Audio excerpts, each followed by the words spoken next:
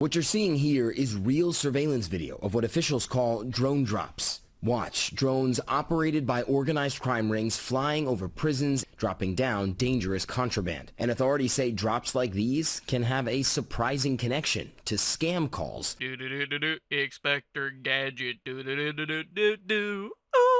I just watched a little bit of episodes of Inspector Gadget and I realized that it has better animation than anything that Coco Melon can ever produce. I would honestly love to see this show being rebuilt. Oh wait, never mind. But anyway, that's not why I called the Avengers for. So, you know those like little like drones that you would have in like Black Ops 2? Where if you killed like so many people, you get a score streak, and then you have this little drone with like 2 guns on it, and it'd be like, keep the change, you filthy animal.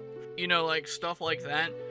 Well, apparently these organized crime groups are actually using like the dragon flyers, but without the mounted guns on them. So they're basically like flying over the walls with these drones and like dropping off contraband in the prison.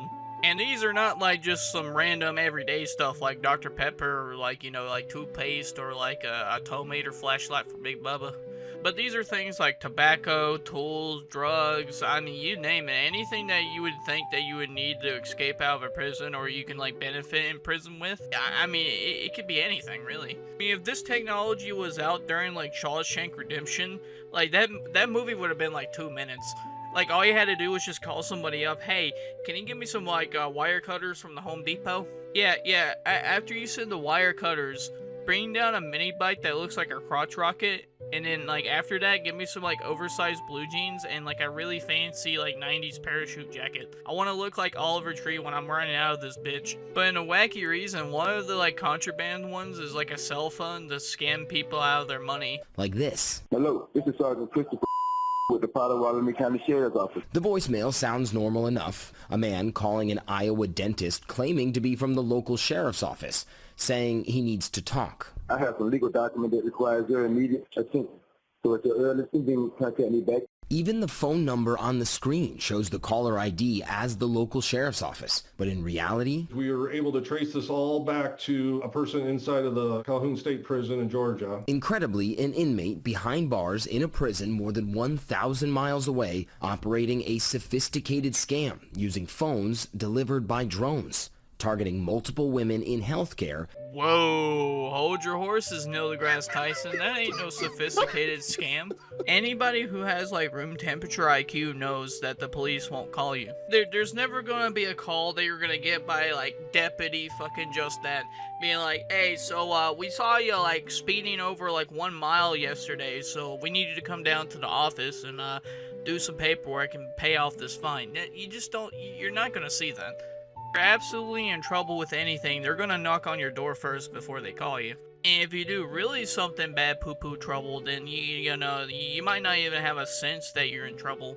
The day you go outside your door to go get some Taco Bell, it will be the day you're sharing a cell with Big Bubba. And you know how much he likes big dirty redneck trucks. So he's basically going to repurpose you as his comfort pillow. 1 minute you're going to look like a white pillow, next minute you're going to look like a yellow pillow. But calling these scam calls sophisticated is kind of like playing a modern video game and being a simple puzzle. All these scam calls, all they are is basically plaguing on people that are either old and really don't understand how technology works. Either that or not old, but they have the intelligence of like a Elder Scrolls Oblivion NPC. There must be a good heck of a lot of Oblivion NPCs out there, because in like 3 days when these like prison guys were like doing these like scams, they made almost like $530,000 dollars off of just like calling people through like the actual jail cells. Which sounds like a good chunk of change to lay on, you know? But I don't understand how that money could be used, though. I mean, I guess that's their, like, bailout money, I guess? I don't know.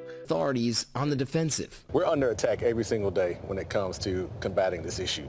In Georgia, 71 drone incidents just last month, the most ever. And just this week in South Carolina, a drone even delivering steak and crab leg with drugs to one prison yard. Firstly, the drone thing is kind of interesting, but damn, he was gonna eat good. Holy shit. He's got the Old Bay seasoning, the steak, the crab legs. Damn, I can't even afford this with my budget. What the hell? Look, you know you're eating good when you have to wash it down with 20 fucking packs of Marlboros and a huge bag of dip. But anyway, back to like the drones, right? I kind of wonder if that was what was going on that last time, where like everybody was like freaking out. There was like drones in the air and we didn't really know what was going on with them. Trump basically wanted to shoot them down and everybody told him not to, or some baloney. But it happened like a year ago. It was like the mystery drone New Jersey thing. I kind of wonder if this has like some kind of link to that, because these scam calls were like going on ever since like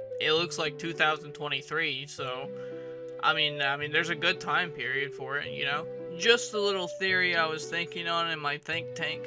One inmate escaping from a maximum security prison using wire cutters authorities say were dropped in by a drone. See, I knew I wasn't the only one thinking about that. Not an imminent threat, it is immediate. We are in the throes of it right now.